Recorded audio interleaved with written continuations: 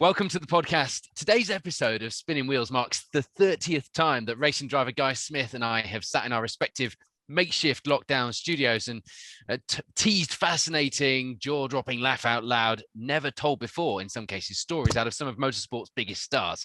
We've been around the world, Guy, in F1, WRC, NASCAR, Indy, Le Mans, karting, touring cars. In fact, if people are tuning in for the first time to episode 30, they've got a bit of a treat in store. Is it unfair to ask you for a favorite episode? Oh my God, that's like choosing one of your favorite children, isn't it? I mean, they've all been great. I mean, I've really enjoyed every single one of them. They've all been really different. So many different disciplines, as you say, of different size to motorsport. A favorite one. Well, I mean, the Plato one was obviously a good one because he's such a character and he's definitely good value. But today's guest is perhaps even a bigger personality. So I'm looking forward to tonight, and I think that was going to be a great one. That was a real politician's answer. I will not ask you which of your daughters is your favorite. Now, today's guest went from Formula One to sports cars to the bottom of the North Sea in a Jaguar XJS. Some say, and I apologize for this in advance, he is the unluckiest driver in F1 and that secret racing drivers look better in black than in white. All we know is he's called Perry McCarthey, and I bet he's never, ever been introduced ever with a Clarksonism at any of his after dinner speeches. Perry. That's easy for you to say, Paul. But, great to be here. Great to see you, Paul. Guy, my old mate. It's good to catch up with you. Yeah, no, it's great. It's great to have you on. I mean, at the end of the day, I knew we had to have you on, Perry, because he's such great value, and you've got such a great career and great story to tell. And you've been promising this from about episode 5, Guy. To be fair. We had Stig number 2 before we got Stig number 1. We're going to come back to this at some point, but I mean, I've had this book for about must be 10 years, and it's still probably my favorite autobiography. I love autobiographies. I love reading about people's lives and careers and what they've done. And it's going really well. We sold another copy just last year.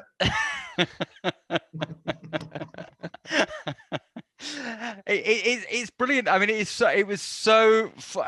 was kind of funny, but it was kind of like, I mean, what a career. I mean, what a journey to get to, the journey to Formula One. I mean, when you arrived in Formula One, how that kind of turned out. But how did we talk about oil rigs though? Talk about North Sea and Jaguar XJS, but it started in the North Sea, didn't it, Perry? Yeah, I mean, I never followed motor racing as a kid. I don't know if you did, Guy, but I didn't follow motor racing as a kid or anything. And when I got to college, I was studying law, economics, and art.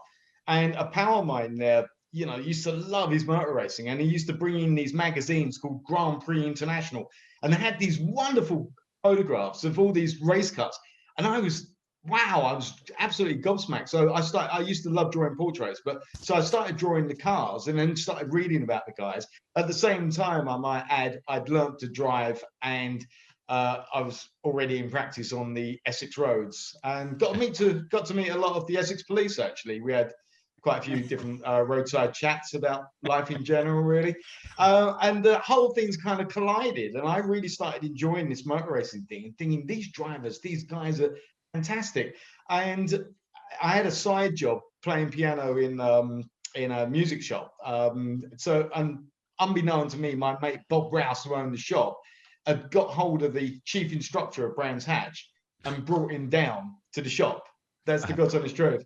And he said, I keep hearing about you, you're coming with me. And I said, okay. So we went to Brands Hatch, and that was it. I took him around in the car, and I was crap, really. I was just, I was all over the place, Jack the Ladders, all that and everything else. And he must have been 60 at the time. And he jumped in, and it scared the daylights out of me. He was mega, Can you remember his name? Yeah, Les Ager. And he was just the sweetest guy. We stayed friends for many, many, many years. And I just saw what he was doing. And he said, have another go. So I did. And it kind of flowed a lot better. And that was it. He dragged me out the car, introduced me to John Webb and Phone Van Diemen and the engine people and everything else. But, the same, as we all know, the same answer came back immediately. We need some money. Yeah. So I'd said to myself, all the way through when I was a kid, I kind of thought, as soon as I find something, that's going to be it. and I will not stop. And I made the decision to be a racing driver. And not just a racing driver, I was going to be Formula One. But first off, needed money. So that's the long way around the answer, Paul. I went to work on North Sea oil rigs for a couple of years, and that was fun. Yeah. Yeah, it used to drive you crazy. After 2 weeks, you started throwing bread to the helicopters. Here, Birdie, take me with you, Birdie, please. You know? Yeah. What were you doing on the oil rigs? Shot blasting, scaffolding, spraying, Wow. lifting, lugging, whatever it took, really. And you know, we weren't actually as far north as some of the other guys, but sometimes the weather could be, you know, pretty horrible. Didn't really like the people I was with out there too much. But after I was finishing my day, which would be, you know, they were really long hours, like 12, 14 hours. But then I'd get my economics books out and everything else and start studying a little bit, because I was missing 2-3 weeks of time from college. So then I'd get back, loaded up with money, go out with my mates, get smashed, and catch up with a bit of work. So how old were you at this point then, Perry, when you were on the rigs? My first ever trip, actually, I was illegal, which is I was still 17, but we pretended I was 18. Yeah. So I started off at 18. I'd say probably my last trip was like 21. And can you imagine, like now in Formula One, a lot of the kids are kind of in Formula One at 18, 19. It's amazing, isn't it, to think that. But when I was out there in the freezing cold, hanging onto a bit of scaffolding, funny enough, it did dawn on me. You know, the person in my head was Mike Thackwell. Because Mike had got into F1. I think Mike was only about 19 or something. He was, yeah. And I'm on this bit of scaffolding, looking down at the sea, freezing my what's-its off. I'm thinking, he's 19, I'm 20, and I'm still out here trying to earn some money to even start. You know, I don't think Mike was thinking about me at the same time. That sounds depressing. I've got to be honest. It was. Read the book. That's even more depressing. So what from the sort of doing the driving school at sort of Brands Hatch and stuff? Kind of how did it go from there then? Obviously, from just doing to actually your first race. At what point did you sort of think actually start to show some talent? Just as I got into F1. and I was still the only one guy. I did a Jim Russell with some of the money I did a Jim Russell racing drivers course, and on that race I won it. And then I went to Brands Hatch and I won their race at the Brands Hatch Racing Stables thing, it was called back then. And so I thought, okay, well, not too bad. And then I started reading Autosport again and finding out, what car I should have and who I should go with. And there's a bloke called Ayrton Senna da Silva, who didn't seem too bad. So I thought, okay, so is this the car, Van Diemen? So I called Ralph Furman, because I was very good even at that age, just picking the phone up and chatting to somebody, Yeah. And he said, you need to speak to a guy called Stuart Veach. And he was based in Rayleigh in Essex, which was not too far from me. So I went down there, and he seemed totally unimpressed that I'd actually graced his garages. And he said, okay, well, this is how much it's going to be. And so that's how I kicked off. The funny thing is that the Jubilee Racing, I don't know if there was an open, but they were actually next to a funeral parlour. Nice. And the way I was driving it is just going to save time, I mean, in 1983, I had a black car, and I just considered putting brass handles on the side to just save time.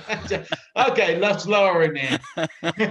We knew it was going to happen. I'm surprised it lasted this long. So I did 6 races in the Dunlop Star Tomorrow in 82. Yeah, because Formula Ford was where it was at then. I mean, Formula Ford was mega, wasn't it? No, it was mega, absolutely fantastic. But I mean, I came straight off the street and I set 3 pole positions. Wow. But nobody was worried about me in the races because I didn't know what I was doing. I was slamming into the wall. And here's the thing, guys, is that when you're slamming the car into the wall, that's like another 2 to 3 weeks out on the oil rigs to pay for it. Yeah. So they were fairly tasty mistakes, Yeah, you learn from those, yeah. I did. But what I started doing was immediately I understood the commercial idea of this immediately. I understood that you needed to get sponsors. In order to get sponsors, I knew that you had to get some kind of coverage, you had to get recognition. So I called all the Essex papers. So for Basildon, I was Basildon's Perry McCarthy. For Billericay, I was Billericay's Perry. For Colchester, I was Colchester's Perry McCarthy. You know, I lied through my teeth about where I was from, you know. And they used to, you know, write about me in all the papers. And at the same time, I'd take all the cuttings around and knock on industrial estate doors, just walk around its industrial estate doors, see a factory, see an office, think, well, they look like they've got money. They're the target, not what's your brand, what's your motivation, what's your objective. No, nice office, try and get some money out of them, you know? So, but bit by bit, it actually works. You know, a few people give me a few £100, a couple of grand here and there. And by 1983, so I'd had my 6 races, I stayed with Stuart and went into the Dunlop Star Tomorrow game, started winning straight away. And then I had a crash at Castle Combe and I had a row with Stuart about it. It was funny actually, Guy, because I was set in pole position and do you remember, maybe actually you're too young, in Formula Ford back then, we used to drive sideways an awful lot. Yeah. And I just couldn't resist it. As the checkered flag came out and qualifying, I was sideways and I waved like that because I was on pole like that. And I think you know what's coming next. I'm waving and it's going, bounced off the wall. So I'm underneath the pit area kind of thing. And I'm laying in the car like that. And all of a sudden I've seen Stuart leap over the barriers. And it's like, you know, the slow-mo sequence in Bionic Man when he's running towards you. And he's running towards you. And I'm in the car like that. And I'm thinking, oh, good bloke. He's come to help me, you know? And he got to me. He said, I can't take it anymore. Undo the belts. That was it. We had a fallout and I went to Dennis Russian Green Racing. Yeah. I drove for Dennis. I drove for him. Did you? Yeah, he's a boy, isn't he? This is Dennis. Yeah. He's like laid back, child of the 60s. Yeah. Yeah, exactly. But a good engineer. And Dennis gave me a huge amount of confidence. He really did. It was great working with him because he'd only just finished working with Ayrton the year before. Yeah. So Dennis was quite good with psychology. You know, he would absolutely get the best out of me. And I kind of stopped making mistakes. So it wasn't too bad, you know, but I was leading the BP Superfine Championship and I was also leading the Dunlop Championship, but, you know, ran out of money. So I just had to concentrate on the Dunlop. So I won that. Yep. So I was already in contact with some F1 teams because I thought to win, that's a big deal though. I mean, you say, oh, I won that, but actually, like I said, Formula Ford back in the day. I mean, I don't know who was doing it when you were doing it, but I mean, anybody's done Formula Ford, and that was the route, wasn't it? When I was doing Formula Ford, the championship I was in where I beat them, it was Senna, Hakkinen, Villeneuve, PK, not Prost, a bad bunch. Lauda, Fangio, Stewart, and Graham Hill. Yeah, so I did beat quite a few good ones. to be sat there in Formula Ford though, and kind of not only dreaming of F1, but by this point actually contacting them, it's just unheard of now, isn't it? To be in your lower formulas, unless you're Lewis Hamilton, of course, and be speaking to F1 bosses. Was it unheard of back then? It was unheard of, actually, yeah. But also there was this chap from Brands Hatch, Les Ager, and he wouldn't leave Frank Williams alone about me either, you know. And Ken Tyrrell was taking a bit of an interest in me, but the biggest interest I had really was Tolman, and that was Alex Hawkridge, who's a great friend of mine, and Chris Whitty, who was there as well. Yeah. So I knew that I was kind of on a roll. But the problem is that came to a fairly abrupt halt. I think it was the second race in '84. I had to stay in Formula Ford because I desperately wanted to go straight into F3. You know, I was on a mission. But I had a bit of an accident, actually. In fact, it was a real big one at Alton Park, you know, and the car took off and cartwheeled through the air. And in fact, that crash at Alton Park was so big, they actually stopped the race at Silverstone. That's how big that crash was, you know. You know, just for a short moment in time, Manchester City Airport had me in a holding pattern with a DHL jet. It's like, beep, beep, beep. But I came back down and it caught fire and I broke my back. You hadn't just got pole, had you, by any chance? No, this was in the race. Yeah, no, this was in the race. And funny enough, it was actually with John Booth. You know, was it? Yeah, I drove for John Manor. Yeah, great guy. Yeah, he's good. Awesome. And I just look at it was a racing accident. You know, I was in the right, he was in the wrong. You know. No, it was John didn't do anything wrong or unfair. We just, unfortunately, we didn't collide. As I came in, I was trying to keep him back, and our wheels just went over each other. You know what that's like, and then it just catapulted it into the air. So, but I broke my back in that, and that took me a bunch of months to try and get back. Yep. And then I did a one-off in a Formula 2000 car, a Reynard. Was it Brands Hatch? Yeah. And now I just want to pull you up on that. When you say a one-off, now I've got your book here, and I've got I've turned the page because it's my favorite story. You know the story. What are you going to say? You know what it is. So basically, I don't mean you might not have read this, Paul, but basically, Perry had found a sponsor in Europe that would agree to pay him. SDO Techniques, I think. It agreed to pay Perry £4,000 to have his name on the car, and Perry did the race. Now, correct me as I'm going along, because I might get this wrong, but Perry basically did the race, and he finished 9th, which was obviously his sort of comeback, and it was a decent result. And he photocopied Autosport. It was actually in Autosport. Perry McCarthy, finished the race results, and he photocopied it and sent it to the sponsor, who thought it was great that Perry was out there racing and what have you. But what Perry decided was he'd had a debt of about £2,500, £2,800 that he needed to keep back. So he decided that he would keep the money, and he decided to get photocopies of his name on various Autosports. So whenever there was a race, he'd just put his name into the results. So he didn't do any of the races, but kept the money and just photocopied Autosport, put his name in the results, and sent it to the sponsor.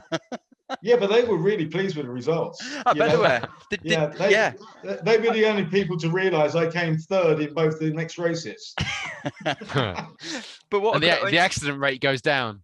Yeah. But it's such a great story. I mean, the book's just full of just gems like that the hustle that you had to do to keep going and to do it. And I don't think you question whether people are doing that these days. And I mean, obviously people are working hard, but I mean, Guy, do you mind? Can I just come back to that story a second? Yeah, okay. Of course. Okay. So just without giving you chapter and verse, just to put flesh on the bone here. Yeah. I was in real trouble. I was in huge debt by then because broken back, and I trying to come back into racing, everything else. So did this deal with Pennystone Hard Metals team, I think it was. They were good team, and the Reynard was a really good car. And I was actually second fastest in qualifying, and they wanted to keep me for the entire winter series, but we just couldn't do it, and I just had to sort my affairs out. And it was the wrong thing to do, but I never forgot it because I had to do something to keep the wolves from the door, to keep it all going. But what I did do, I don't want to spoil the story here, but a few years later, I put that company on an F3 car for nothing when I really was racing. Just to make it back up to them. Yeah. So did you tell them that's what you were doing? I know. I just said I just remembered them fondly because the guy who owned it, I think, would have actually had me killed if he had known that I'd done something before. So this was just me being extra nice, remembering when they backed me as they did. So he probably found out in 2003 or whenever the book came out. He probably read it in the book. That was probably the first time he'd heard of it. He was quite a lot older than me then, back then. So hopefully by 2003 he was dead. Yeah. I bet you were waiting for him to die until you released the book. Yeah, exactly. How's Wilhelm? Still alive, huh? Don't publish it. Hold the book. Change the company name. So where did he go then from there then, Perry, from the sort of the 2000, because he said at this point it was pretty desperate times. had to go back into Formula Ford. Right. Oh, you want to know about scams? Yeah. So this is in the days when there was Racing for Britain. I remember that. I had that. Right. Yeah. So we were all trying to get votes because there was some money. It was like a sponsor, Yep. So I'd won my category. Julian Bailey had won his category. But all of a sudden there were a few raised eyebrows about Julian, right? When what did he spell sponsorship incorrectly on all the duff forms that he'd had filled out, where he'd got all his friends to sign it and everything else. And Steve Sydenham just nailed him and just went, and Julian's gone. So I had to stay in Formula Ford. Probably worst year of my motor racing career because I didn't want to be there. Yeah. And I mean, I really didn't want to be there, and it showed. And the expectations there as well, because if you've been in it a couple of years, you're expected to go and dominate, aren't you? I guess at that point. I think that's probably right. And I mean, if ever there was a time to, I think I'm quite well known for my motivation. But at that point, I didn't want to do it. That's all there was to it. However, I had found a sponsor that had given me 5,000 quid. And there's a company called Halter Whiting. And I thought, if I can tune them up, I knew that they were doing very, very, very well. So I thought they may be my ticket to F3. So I joined Milden Motorsport. And I wasn't quite on the pace guy. I was like running, I don't know, 5th, 6th, 7th, like that. Occasionally I'd be up at 3rd or 4th, but not really quite there. I really wasn't quite there. And my teammate was Tim Jones. And I'd invited Halter Whiting down, arranged the hospitality suite and everything else, and showed them the car, and I'm their boy, and I've talked to their guests, and they really like me. The directors, lovely people, really lovely people. And I'm here, and all of a sudden we had engine failure in qualifying. So they let me start the race, but I'm like 26th and last. And I'm thinking, oh my God, this looks great, doesn't it? So bang, green lights, flag, or whatever it bloody was back then. And I've just gone, absolutely gone, in and out of everything, down the inside, round the outside, By the end of lap 1, I've overtaken, I think it's 12, 13 cars or something like that. Wow. So I'm on an absolute mission. The next one was my teammate. This is where I hadn't even got to the end of lap 1 yet, and that's the amount I've made up. And he was kind of quite a long way away, and I knew I could outbrake him, and I did, straight into his side, and that took us both out. That took us both out the race. And you know where the hospitality suites are on the start-finish straight? They never even saw me come round.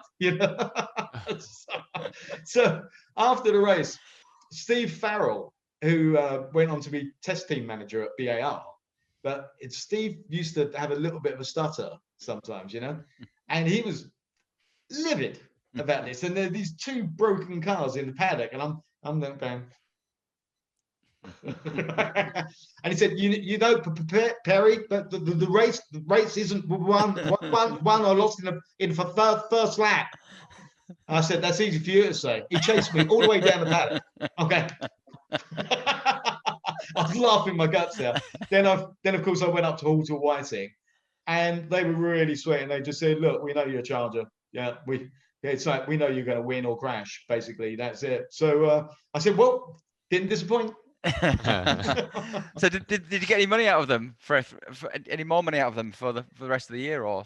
So that was it for that year. Yeah. And then back in 1986, to go into Formula 3, you needed £120,000 for the drive, 120. So peanuts by today, but massive back then. And I'd been writing letters, I'd been making phone calls, I'd been walking the streets, I'd been chatting people up on the train.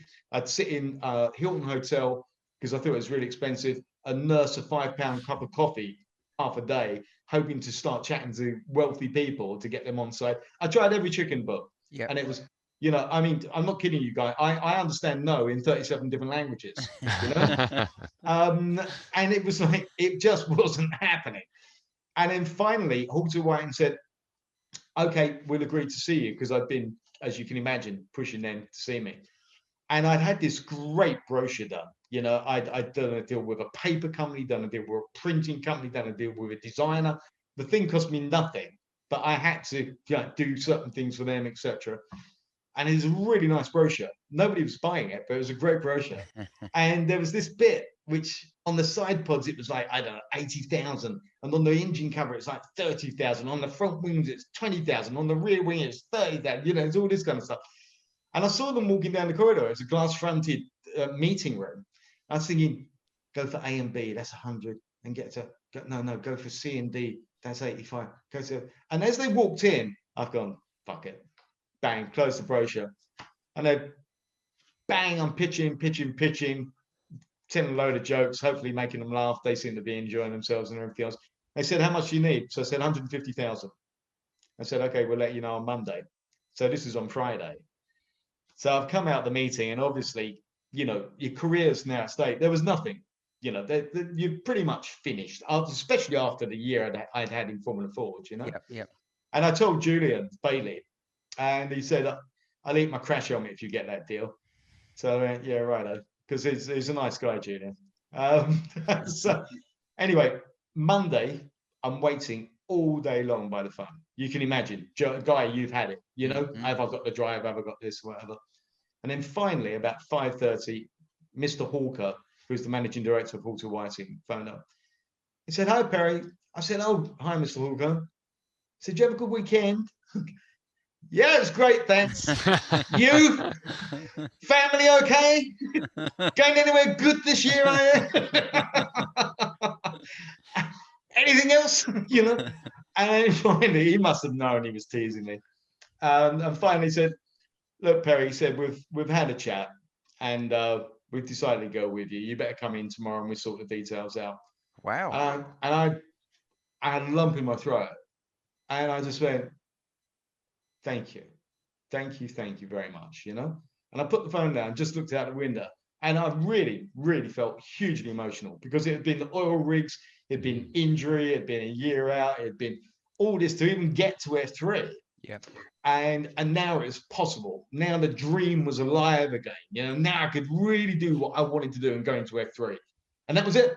It was fabulous. And I joined the Magic Motorsport team, and wow, that was the Reynard Racing car, and that was where it really started kicking off for me. And was that when really kind of the sort of Formula One thing started to pick up momentum in terms of the F1 teams and stuff, kind of, you know, recognizing you and knowing, you know, kind of knowing about you and your abilities, etc.? Well, yeah, I mean, I was getting a good amount of interest from Arrows as well, even at that time. You know, Jackie was talking to me about a test contract, and I don't know what it was. I mean, I just kind of felt that they liked me. I found in Formula 3, I absolutely swear to you, I have no idea why, but I was absolutely somewhere else in damp or wet conditions. So I don't know what I was doing. I'd swear to you, I'm not really clear I ever have done, you know, but in those conditions, I could do something exceptional. In the dry, it was beginning to really come along. I was like often fastest in testing, and then bang, leg injury. I smashed a nerve in my right leg and lost all use of my right foot. So that completely again took that momentum away. And then when I came back, I got like a second and third or something like that, but the foot wasn't working, you know. So it's just a litany of excuses, mate. You know, it's I always think that deal when you were getting that phone call on the Monday, is there a point in a racing driver's life when you never get better than that moment when it comes together for the first time? Do you ever better that, Guy, when I don't know what moment it was for you? Which deal was it for you that, you know, kind of hit you with it's happening? I think for me, I mean, you know, there's various different things. I think the one that stands out for me, and Perry knows all about it, is like the Bentley thing, really, for, you know, all of the stuff that you do, Formula 3 and everything else. It's kind of like, yeah, but you're always really quick in Formula 4 and Formula 3.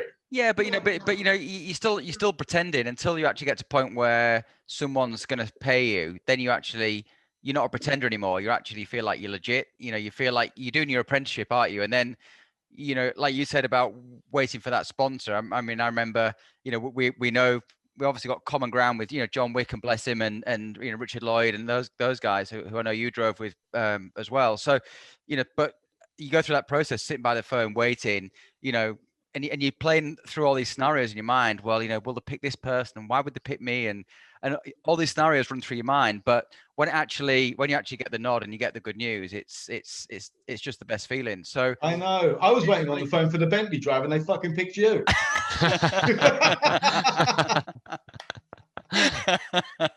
Well, nearly in 2000. So was it 2000 and 2001? Because you nearly replaced James, didn't you? I did replace him. You did replace him. Yeah. So Richard phoned up because James, something had gone wrong. James didn't want to know anymore, and Richard said, "Perry," because to be fair, I think Richard wanted me on the squad anyway. Yeah. But then James has gone. Perry, get down here immediately. You cannot believe what day that was, because I didn't have the license. Right. Yeah. I didn't have a medical. Right. And Richard wanted me down there immediately. Yeah. So I arranged all of that on the go and got down to Le Mans for about 12 o'clock at night. Following day, they're putting me in the car. Richard's gone, "Thanks so much for getting here. That's it." I said, "You're joking. Like, this is, you know, fantastic." Yeah. But there was a director of Bentley who just absolutely decided to overrule Richard, and he wanted Eric van der Poel in the car. Yeah. And we were bemused about that. Why did the guy step in? You know, because I remember because I you know, I was just a junior at the time. You know, I didn't understand any of the politics. But I remember obviously you came and you know, came into the test day and stuff, and there was a lot of confusion because I think James had pulled out, and there was, you know, one thing or another, and I don't really know why. You know, Van der Poel, you know, is a great guy and a great driver, but I'm not quite sure why that happened. And then, of course, you know, we're sort of going around the circles, but we talked about you going obviously to Audi in 2003. Best, you know, great car, amazing seat, great teammates. And it's the one time that Frank Biela runs out of fuel. I mean, what a disaster. I mean, talk about unlucky, isn't it? Yeah. I mean, and here's the thing. I don't know if you know, but me and Mika Solo. Yeah. So in the week, we knew you guys were quicker than us. Yeah. You know. So we're thinking, okay, we need the car set up absolutely as well as we can do it. And the best thing for that guy is what? Leave it to one person. Yeah. So we said, okay, Frankie, like, yeah, Frankie had already destroyed the car in testing at Snetterton. He was on a roll that year. You know? Really? I didn't know. Yeah. Right. So anyway, so Mika and I said, okay, look, we've got to do our 3 laps or whatever it was, that mandatory stuff. So me and Mika, I just said, we'll do the 3 laps. When it comes to the race, don't worry about us. We'll come up to speed. We were pretty confident, you know, that's it. Frank, concentrate on the car. So Frank did all the testing, did the qualifying, did the first stint. And as he started the race, I'm thinking, okay, I've seen the start. I'm going to go out the back and just get some kit in the, you know, the small containers that we had out the back. Well, all of a sudden, the doors come open like about 2 hours in, and it's Mika standing there, and he said, "Wake up." So I said, "What's the matter with you?" So he said, "We're out of the race." I said, "Shut up." He said, "We're out of the race." Now, Mika and I used to love winding each other up, and he has a little turn on his lip when he's messing around, and it wasn't there. And I went, "Oh my God." And what had happened was Frankie had all the lights come up on the steering wheel, fuel. The team had gone, fuel.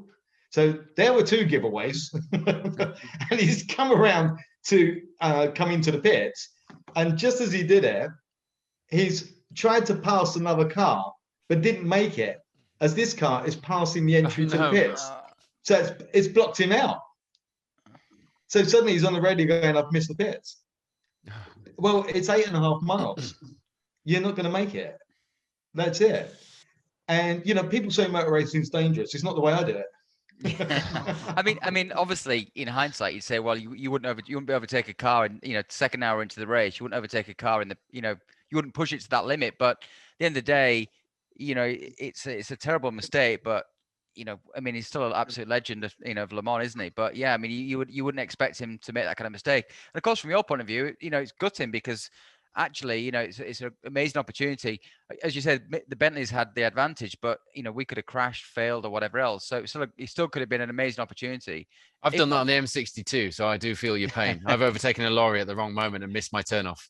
Oh, we've all done 11 extra miles. Oh, really? Yeah. So that's let's incredible. Frankie, as you know, Frankie's he's a great guy. Great guy. Yeah, I really think the world. And we used to have so much fun because we raced together in the German team back in '99, and we got on just so well. And he's a great racing driver. I mean, he screwed up really, really badly, and unfortunately, you're somebody who's just had 3 laps in the week. So part of the job, as you terribly well know, is to showcase yourself and what you can do. Yeah. So, Mika and I didn't get invited back to Audi. Yeah. And then, of course, Frankie went on to win it several times, which is, yeah, good for him. And seriously, there's absolutely no sour grapes. These things happen. But it does have a knock-on effect. But the one when I first joined Audi is when Audi first came into sports cars, was in '99. Yep. And we were running with the German team. We raced in Sebring with the R8C, the R8R, the Roadster, the open top. Yep. But the English team, which I was racing for also, was in the R8C, which is a really beautiful car, but it was kind of low downforce. Yes. So we were doing 225 on the straight, but the thing wasn't as good as it could have been around the corners. And even worse, the gearbox was bad. Gearbox. Who were you driving with, Perry, in that? So obviously Richard Lloyd ran the coupe. English team.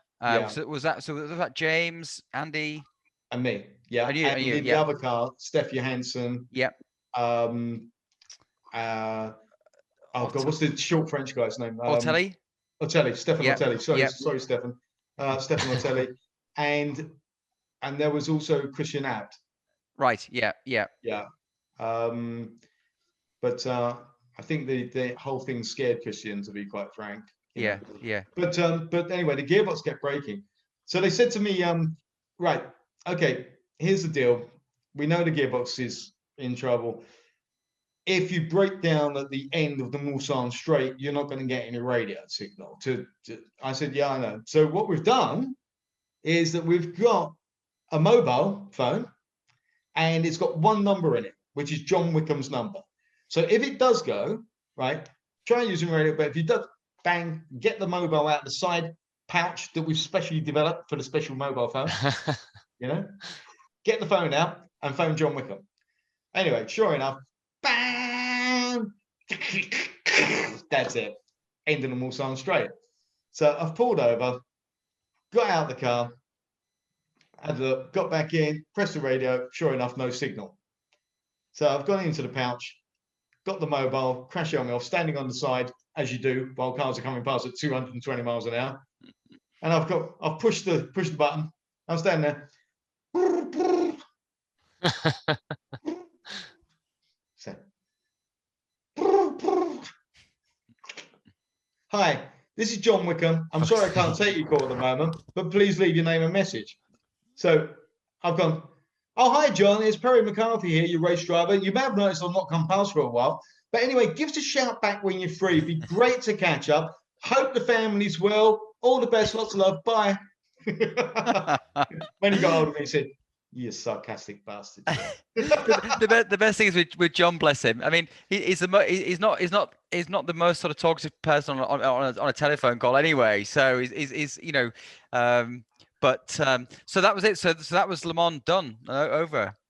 Yeah, both times. Yeah, I mean, and you also raced the panels, didn't you? The Roadster as well. There, did you race that Le Mans as well? Actually, I raced the closed top. Me and closed top. Okay. Yeah, me and Dave Brabham. Yeah, and Dave's a good guy to go racing with. Very quick. Yeah. What was that like to drive? What was that? Oh, Jesus. What was the race? I can't remember the exact race, but I was closing on James Weaver to lap him, and I was closing on James at around 8 seconds a lap. Yeah. Now, I had a rough idea what was going on with James because I was personally training about 4 to 5 hours a day, nearly every day of the week. This thing was a nightmare. You know, it was a nightmare and hot, like you can't believe. So I kind of was thinking James is in trouble. Anyway, we've both pulled into Parc Ferme at the end of the race, and I've run over to his car, you know, open the door, and sure enough, he's in a right state. He's like, I've got the belt of him. I've dragged him out of the car. I've got him on the ground, right? I've got the crash on me off. I'm holding the back of his head. It's like Holby City, you know. I've got him on the floor. I've gone, James. He said, "Do you know what, old boy?" He said, "With the heat in that car and the noise from that fucking engine, you just lose the will to live, don't you?"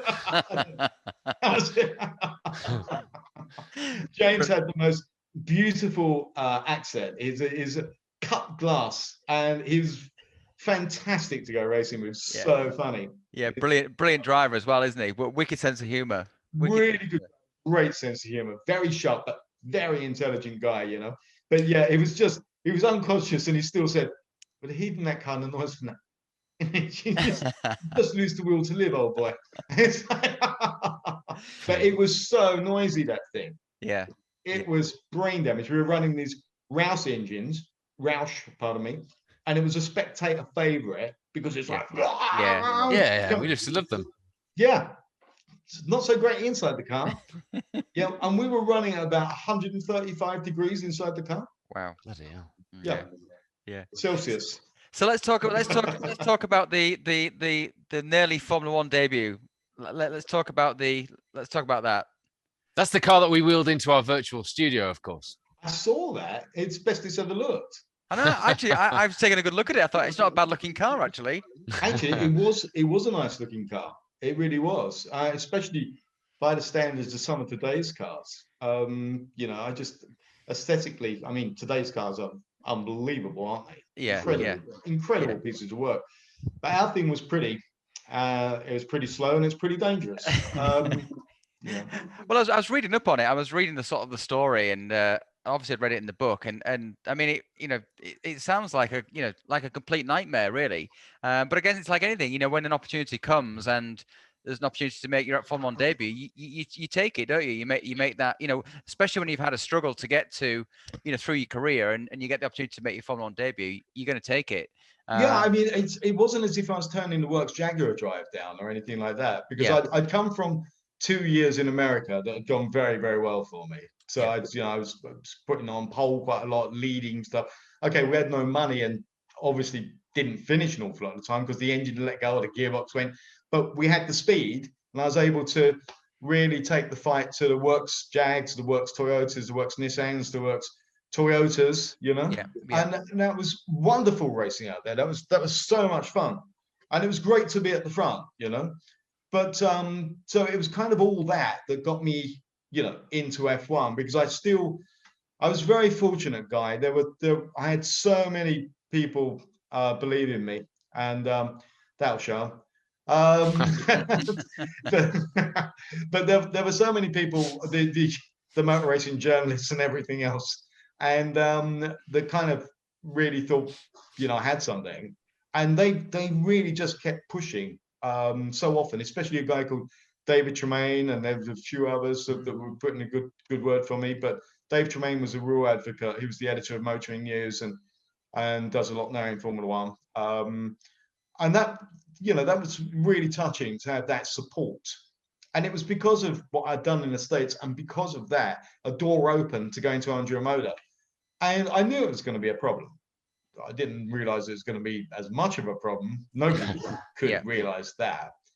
But I thought, you know, if it rains, I might be able to do something. I might really be able to just go, wow, you know. It's like, but they were too far gone, you know. I mean, that team was like Disney's last wish. You know, come on, everybody, let's go racing. You do up the wheels. Were there any good people involved with it, or was it kind of? Was it who ran it? Was it Coloni, or it wasn't? Or no, it was. It's a complicated story, but it was kind of bought from the ashes of Coloni. Oh, okay. You know, the car if that car had been run correctly and if we'd had testing, I think we may have qualified for a few Grand Prix. Yeah. You know, because it was, you know, anything that looks that good can't be a complete bag of nails. And we had a Judd engine in, which wasn't a disaster. But, you know, we had one race where we had a problem because the Judd engines didn't turn up because Andrea hadn't paid the bills. So, well, funny enough, we failed to qualify for that one. And there was the French Grand Prix, of course, where we, you know, even took that one out of the equation where the team didn't even turn up. That was amazing. The German Grand Prix, they gave me 1 lap to qualify. In the British Grand Prix, it was very good of them to send me out on time with wet tyres. Trouble was, it was a dry track. Yeah, so, you know, I mean, there's a lot of people say, hey, failed to qualify for all these races. Yeah, I think Ayrton would have failed to qualify in being treated like that. Yeah, exactly. You know? I think you're absolutely right. I mean, it must have been pretty demoralizing at that point. I mean, you must be, you know, especially if you come from the US where you've been kind of winning races and kind of running at the front. You must. I mean, I sort of think back to when I did IndyCar with Rocket Sports, and I'd done Indy Lights, and I'd always wanted to do IndyCar. And after Le Mans, in 2004, I got the opportunity to go and do some races in IndyCar. And IndyCar was kind of not what it is now. It was then Champ Car and IndyCar. And when I got to the team, I was so unimpressed. The professionalism after being in a top sports car team, it was like going club racing. And I was just like, is this it? Is this what I've really wanted to do all these years? Yeah. And I was kind of left. In some respects, it was a box tick because it was like, okay, I can just focus on sports car racing now. And you must have felt the same. And you must have, I mean, I know it wasn't been at like McLaren or Williams, but in some respects, you must have felt, well, is this Formula One? Is this kind of what, you know, did you feel like you sort of ticked a box there, or do you feel like, no? No, I mean, the thing with me is, and I actually wasn't joking earlier, is that when I came in saying I want to be a racing driver, it was F1. I can be quite obsessive, to be honest, and single-minded, and it was Formula One that I wanted. And for me personally, I don't know if you found this, but the more power and the faster something was, I felt even more in control. I was so much happier with even more speed and more power, you know? Yeah. And so I wanted the absolute best that there was. So it was, you know, it kind of, I wasn't going to let people see it, but it was breaking my heart about A, how it was going, and then B, of course, how I was being made to look. Because, you know, I was, we're all the same, aren't we? We believe we can do this. You've got to, otherwise it's pointless going out there, you know? Yeah. But from your experience of going with one of those teams around the ovals, and if it was being run quite amateurishly, I wouldn't want to be in that box that you were sitting in either, because you would be putting 225s as an average. And if you're not sure they know what they're doing, that's equally disconcerting. Well, the first time I drove the car was at Road America, and I was going around, I was getting the hang of it, getting the feel of it, and I'm going down the pit straight, and I'm on the rev limiter in top, and I'm like, you know, I'm killing it. I'm like, I'm on it. But the car's really loose, and I'm thinking it's edgy, but I must be just I must have found the limit. And I come around the next lap, and the radio's not working, and they're waving at the pit wall, and they're trying to slow me down. And anyway, so I think, what's going on here? Kind of, I better back off. So I sort of slowly made my way back around to the pits and came in the pits. And like, you know, what's wrong? The wings up. The wings up, not the wing. It was actually the wing. So basically that had come off, and the thing was just like a rocket. And so that was my first test. But it was just, I mean, it was. I mean, the car was great to drive, but it just wasn't, you know, it wasn't the proper experience. So really, so from the Formula One then. No, hang on a second. Right, I'm not going to let you get away with that. So your level of feedback is, do you want anything changing? No, it feels a bit loose. So you know, it's on the edge. Car guy. Seems like it's got no rear wing. Yeah, that's good. Keep it trimmed. No, it's got no rear wing. He's got a real good feel for the car. Yeah, nice one, guy. Yeah. Oh well, you know, that's why I never made it to Formula One. So after the Formula One sort of debacle, then you kind of focus more towards sports car racing. Really, is that was really kind of the focus at that point? I still didn't, in a way. I was Right. still sniffing after a drive in F1, and again, Dave Tremaine and a few other people were pushing me at Williams to get the third drive there, if that was going to be possible. But I knew they were looking at David as well, Dave Coulthard. So that was that. Then an opportunity came up. I was in London. I was out with some people, and I was having a few sherbets, yeah. And then suddenly my wife managed to get hold of me. This is in the days before mobiles, you know. This is in '92. And she said, Perry, I've got, hello, Karen. She said, Gordon Message has been on the phone. I went, yeah. So he said he wants you at Silverstone tomorrow morning at 8 o'clock, right? To drive the Benetton because Alex Zanardi has gone ill. I've gone, tell Gordy I'll be there. I said, I can't go, everyone. I'm driving a Formula One car tomorrow. So I've shot home, coffee, trying to get got up to Silverstone in the morning, all professional, everything else. Says Gordy, there's like the rest of us, Pat, Simmons, there's all the rest of the team that I'd known from Tolman days, you know. And so sat me in, getting me comfortable, all very professional and stuff like that. Then it was time to go out. And I'm going out, I'm not kidding you, for the first few laps, I'm hitting bumps and I'm burping Heineken like 190 miles an hour. Oh, my head, you know. But what a brilliant experience, because I was there for 3 days. I went pretty quickly, actually. But Michael was day there. 3. Yeah. Day 3, not day 1. Yeah, no. Day 1. No, I wasn't too bad day 1, but not completely on the pace, you know. Yeah. But they had a work schedule to do anyway, and I was running the active ride. Now, the reason they wanted me in it because the thing sometimes kept going down, and they didn't want Michael in it in case he got hurt, you know. So who can we get? Pell, he'll do it. So I'm talking to Michael, and I said, you take this? Yeah, I said, okay, I'm doing the same. He said, and bridge, he said, flat. I said, no. He said, it's flat. I've gone, okay. Inside, I'm going, look, I know you're brilliant, but bridge isn't flat, you know? I mean, I'm coming up to that, and I was probably kidding myself that I was having a lift. I was probably actually also touching the brake, you know? I'm still going through what seemed like 700 miles an hour. And the thing is absolutely on a knife edge. And I'm thinking, I don't know how he's doing it. So I'm going, right, I'm not having it. I'm absolutely not having it. So back in the car, that's it. Bam! Here we go with bridge. I don't know if you've ever done this, guy, but I've just gone, put my foot, kept it there, and actually jammed it with my left foot on top. Yeah? I'm just going to keep my foot there. And I've gone, better get the steering right, right, you know? And I've come up, and as I've turned in, I knew I was wrong immediately. The thing's gone everywhere. Yeah, I mean, my hands were moving faster than Bruce Lee in a kung fu fighting movie. It's like, you know? And somebody was with me that day, because I probably did some of the right things, but I also got unbelievably lucky. The car's gone over to the left, off the track, back, over to this side, over toward the wall, you know, then you've got the left-hander coming up, for the complex. Anyway, I've made it. And I thought, Jesus Christ.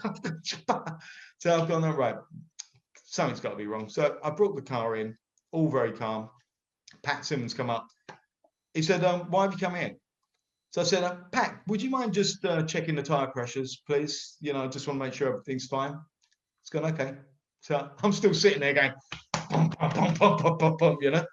So it's about 5 minutes later, he come back, and he's gone, tyre pressures are okay, pal. So I said, okay. He said, oh, by the way, have a little moment out there, did we? So I said, no. He said, funny, he said, we've got you on the telemetry on full opposite lock at 180 miles an hour. I said, well, there's Michael. Michael said it could be taken flat. He said, yes, you rockate. He said, when he's on qualifying tyres and no fuel in the car, you on used race tyres with half a tank of fuel. I go,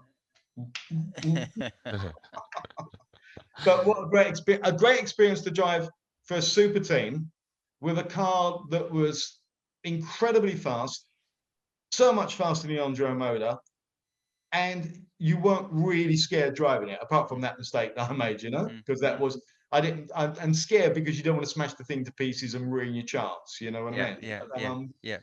But it was almost kind of upsetting because, you know, that experience that you were talking about with the IndyCar team, and it wasn't that fulfilling. Well, it was fantastically fulfilling to be with Benetton, and I could see that this is what I'd been fighting for all those years. This is where I wanted to be. But it was just kind of like a one-night stand, you know? It's like, well, I couldn't stay there because Alex, you know, bless him, and I know poor Alex has been hurt yet again. But Alex at that time was going to recover to come back to be test driver at Benetton, you know? Yeah. Was there no hope of a race seat at this point? Was there no glimmer that you might actually be able to push it to that? The funny thing is that my endeavors with Under a Motor, actually, believe it or not, in a weird way, were actually impressing some people that I would not quit, that I would just still get in the thing and still try. And so there were offers, but they needed something, you know, and not even a massive budget, even by those standards. They said, Perry, we've got to get something from you. And I had nothing. I mean, I was on the way to, you know, what I didn't tell you, the Formula 3 deal at 150,000 is that we only needed 120,000 for the drive. So back then I was on 30,000 as a wage, plus additional sponsorship. I invested that into property, did the property up, got even more money from that, but used that house to go into Formula 3000.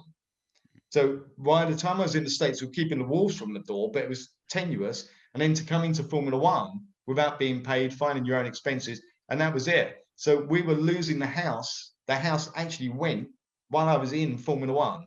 Was, you know, we had to back it because we'd lost everything. And I'm willing to go through anything, you know, I really am. But the obviously one was looking for a super reward at the end of that, the opportunity. And then just seeing that chance with Benetton, but it was that kind of one-night stand thing. And you just go, goodness, that could have been wonderful, you know, driving for those people with that kind of car and that kind of backup. I think I'm going to start crying now, but well, we should talk about Top Gear. It's the Top Gear thing is when you we're obviously skipping to the bit when you were unmasked, if you like. But the whole nation was talking about that. You might have almost had the nation talking about you in Formula 1, but you definitely had people who would never have heard about you if you'd have, you know, done wonders in Formula 1 talking about you with the Top Gear thing. It was amazing. I mean, we clearly didn't realize what was going to happen. I mean, Guy, sadly you weren't there, but when I wrote my book, we had this big launch party at Audi in the West End, and we had a lot of friends there from F1 and everything. And Jeremy Clarkson was there, and Andy Willman was there, and it was actually there that this was in what was that, July or something, in 2002, and they said, by the way, we're bringing Top Gear back on air because it had been off air for a real long time. And they said, we've got an idea for you. And so I said, okay. So it's a question of, like, you know, being a secret, you know, and quiet racing driver. And Jeremy said, and you're going to be dressed in black gloves, black overalls, black crash helmet, black boots, black visor. And we're going to call you the Gimp. I said, no, you're not. No, that's a deal breaker. And they were really keen on it being called the Gimp. I said, look, watch Pulp Fiction. You'll realize why it shouldn't be called the Gimp, you know? And then finally they got their head around it. And that's when it came out to being called the Stig. And then the funny thing is that when I was sitting down with them, they said, you know, by the way, you can't tell anybody. I said, well, I'm not going to. I'll keep it a secret. And they said, nobody. So I said, well, I'm going to have to tell Karen, my wife. They said, no, you can't tell anybody. So I said, no, trust me, mate. I'm going to have to tell the wife. And they said, no. I said, yeah. And they said, why? So I said, mate, you try sneaking out of the house dressed from head to foot in black leather at 6 o'clock in the morning saying, "Don't worry, I should be back 12 tonight, but nothing's going on." He said, "See your point. You can tell Karen." But people sussed it as me pretty quickly anyway, because I always used to fold my arms at a circuit, and I've got bandy legs, and I just thought I'd have some fun with the Stig because, again, Paul, Guy knows this back to front. We're both pretty friendly people. We'll talk to whoever and spectators, but there are moments where you're going, it's job time, and I can get particularly snotty about focus and just before qualifying where I want to go. But you never want to be rude to people. So you have to say, "Excuse me, just on a mission, that's it," But I kind of thought, well, instead of even being polite, the Stig doesn't have to accept anything. It just doesn't even have to understand humans. All he understands is this car. So I just wanted him to be disinterested in everything that was around him, except this car. And that's why I thought it'd be fun to have him dismissive of Richard if he was around and just walk off, because it didn't compute. And it was great to see that kind of persona caught on. And it would be fun because I'd be down the pub, having a pint, and you'd hear people saying, "Who do you think the Stig is?" Standing next to him, actually, mate. But I never said anything, not even for free lager. I didn't spill the beans. But so it really caught people's imagination, Paul. You're right, and it ended up going into 215 different countries, and there was soap on a rope and everything. It's amazing. Well, the Stig is just, we did a thing at Cadwell Park recently, a drive thing where people could take their cars around the circuit. And one of the things that we did across all the circuits was a spot the Stig competition. I mean, I didn't have anywhere other than the Portaloo on the exit of the circuit to put a fake Stig, but it's just one of those things that it's become a bit of an institution, hasn't it? Which it must be quite fun. I think so. It's kind of, it's been, I say this with a slight irony or a bit of a giggle, tongue in cheek, but it does seem to have been a bit of an extraordinary career. Not always the way I wanted it, I might add, but to finally get to F1 to drive for the worst team the world has ever seen. I'm pretty proud of the book because that's been it's sold an awful lot, and then really I guess to be a little bit a part of motoring history or automotive history as being Stiggy, kicking that off. So there've been some great points, but I should also include one that's very, very close to my heart, with its journey, is to have made such incredible array of friends. And, I think the absolute world of my friends. I really do. Most like Guy are in motor racing, and, we can go, all of us can go for quite a while without seeing each other. And it's just like being best mates again when you do catch up, because I think the thing about racing drivers is that there's a shorthand communication. We all know that the other one can do it, and that you've experienced all of the things above, whether it be elation, incredible disappointment, where the car, if you were half inch that way, a quarter of a second earlier, a quarter of a second later, it wouldn't be so good. And it's all those things that are ingrained in us, and also an attitude as well, and an attitude that really I would love to see more of in the commercial world, which is to make things happen, to just will not stop, and that level of determination. And I find many of the characteristics of those inside motor racing quite attractive to me, and that's why I always very much liked the environment, not from the fanfare or any stardom or anything like that. I like the environment, and I like the collection of very, very special people that there are at the top of all of these championships, from the mechanics, the engineers, the tire guys, the team managers, everything. It's people are aligned, and they are out to deliver and out to do what. And this is my motto, actually. They're out to do whatever it takes, Brilliant. Well, I've got some quick fire questions for you, Perry. I've got one for you, actually. Go on. Why have you got so many crash helmets? I mean, how many races can you do in one weekend, Guy? It's like, well, to be honest, I did sell quite a few. When I was doing the junior stuff, I had a sponsor that used to buy the helmets, then pay for them to be painted, and he's got all of those. And these are the ones. These are sort of fairly recent ones. I wish I had my early day ones, because they kind of mean the most, don't they? The sort of karting ones and all the rest of it. And actually, my missus won't let me put any racing stuff anywhere in the house, so I can have it in this little room here of all my. You said little room. Well, I've just got full of all my old, like, it's a shrine to myself, basically. So yeah. So I've got some quick fire questions for you, Perry. So just basically whatever comes into your head on these ones. So Top Gear or Grand Tour? Top Gear. Le Mans or Formula One? Formula One. Beach holiday or adventure holiday? Beach. Dogs or cats? I've got to be careful there. I've got 2 cats, but I love dogs. I can't choose on that one. I love animals. We've got yeah. I just okay. So you got one. Okay. Oversteer or understeer? In what? Not in a Benetton. Not in a Benetton. Yeah. Do you have a preference? If you had to choose? Would you have an oversteery car or understeery car? I'm not real keen on either, to be quite honest. But I guess with our stuff, we get so used to understeer, don't we? Yeah. You know? You very rarely get a neutral car, to be fair. Yeah. Audi R8 or Panos Roadster? Oh, you're joking, are you? Audi. V6. I'm disappointed. I'm really disappointed. It was one of my pin-up cars. Oh, it's a great looking car. It's just quirky. V6 or V8? A V8. V8. So Tim Harvey, our last guest, his pass on question. I thought you were going to say Tim Harvey or Steve Soper then. Oh no, I know. Did you ever do? You never did touring cars, did you? Did you ever do touring? Did you do touring cars? No, I got close. I got close after my wonderful year in Formula One. I had an offer from the championship team that Vic Lee ran. Yeah.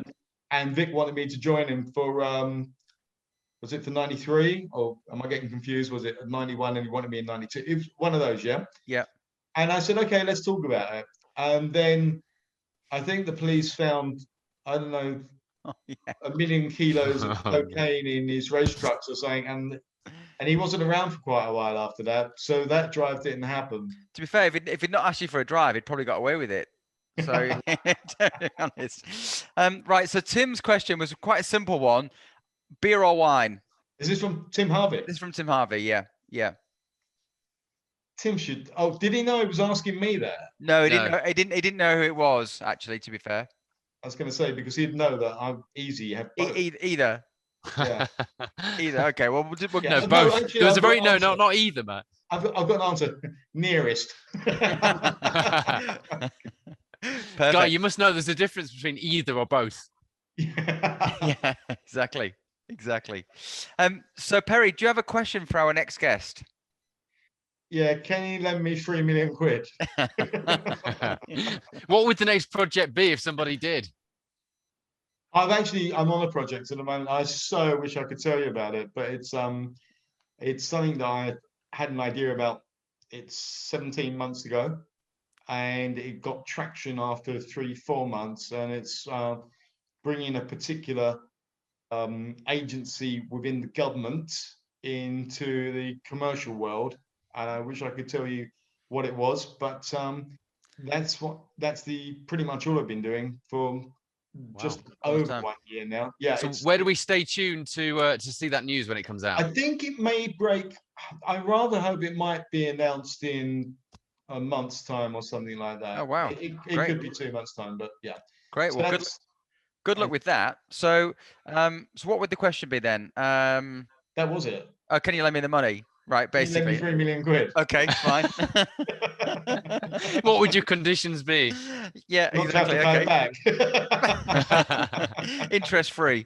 Yeah. Oh, that's great. Well, Perry, it's been so much fun catching up with you. As I said, it's you're such a great character, and again, you know, just going back to the time when kind of we met, you know, when I was starting my sports car racing, you were you know, really a really good friend, and also gave me a lot of advice because I was just, you know, I didn't know what I was doing. So to have someone like you kind of giving me advice, you know, along with the rest of the Rat Pack, you know, Mark Blundell and Johnny and all those guys. I mean, obviously growing up, you guys were kind of, right up there when I was starting. So it's been an absolute pleasure to have you on the podcast, and I think the listeners are going to really enjoy it. So well, thanks, Guy, and it means a lot to me, coming from somebody like you, because we all think that you're a fantastic racing driver and always have been. So thanks, mate. Congratulations on all your successes.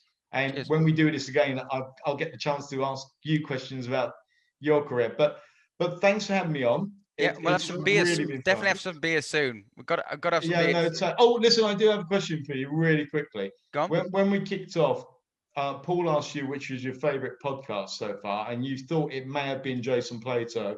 Yeah. Before we kicked off. So what's your answer now, Guy? Well, of course, this one. Thank you. So with real sincerity there. Now, can I just say, if you're listening to this, wherever you downloaded podcast, you must watch it on YouTube as well, if only just to see that thing that Mika Sala does with his lip. Yeah. Thanks, Perry. Perry, by the way, Rocco says hi. So I just wanted to let you know. He said